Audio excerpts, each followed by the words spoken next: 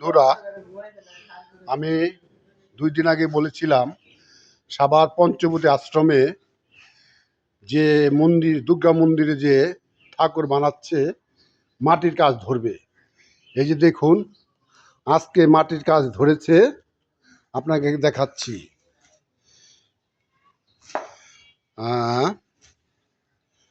কি হলো, এটা তো উল্টো হয়ে গেল, দেখা যায়।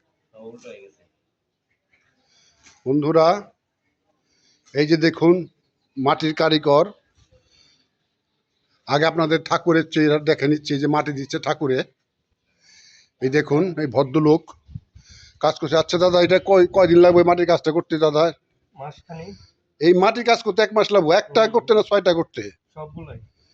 সবগুলাই না? এই দেখুন মাটির কাজ হচ্ছে এখন। মোটামুটি দাদা কয়দিন, কত % কাজ কমপ্লিট হয়েছে এখন? 85%। তাহলে 28 অক্টোবরের ভিতরে তো পূজা আরম্ভ হবে। ফাইনাল হয়ে যাবে না? শেষ হয়ে যাবে। আপনি কি এখন বেড়ার কাজ করতেছেন? আপনি বলেন যে আপনার ছবি দেখাই না, এই জন্য আপনার আজকে দেখাবো। দাদা, আপনি যে মাটি নিয়ে যাচ্ছেন, আপনার চেহারাটা আমাদের দেখান, সবাই দেখবো, পাবলিকে। এই যে এই ভদ্রলোক মাটির কাজ করতেছে, এই দেখুন দাদা, এই দেখুন কত সুন্দরভাবে মাটি লাগাচ্ছে। এই দেখুন, এই যে মাটি দিয়ে পা বানাচ্ছে মাটি দিয়ে। ওই যে একটা আমাদের ছোট ভাই যে মাটির কাজ করতেছে, দেখুন কত সুন্দরভাবে হাত পা বানাচ্ছে। এই দেখুন। এ ভাই, তোমার নাম কি? রুদ্র। দেখেন, রুদ্র নামে লোকটি অ্যাসিস্ট্যান্ট, সে হেড মিস্ত্রির, মানে হেড কারিগরের মানে যে ই করে ঠাকুর, তার অ্যাসিস্ট্যান্টেরা এই যে হাত পা বানাচ্ছে। দেখুন, এই যে একজনে খেয়ারকারে সহযোগিতা করছে, আরেকজন নাই। কি চৌধুরী জানেন নাম? হালদার। কি হালদার দি?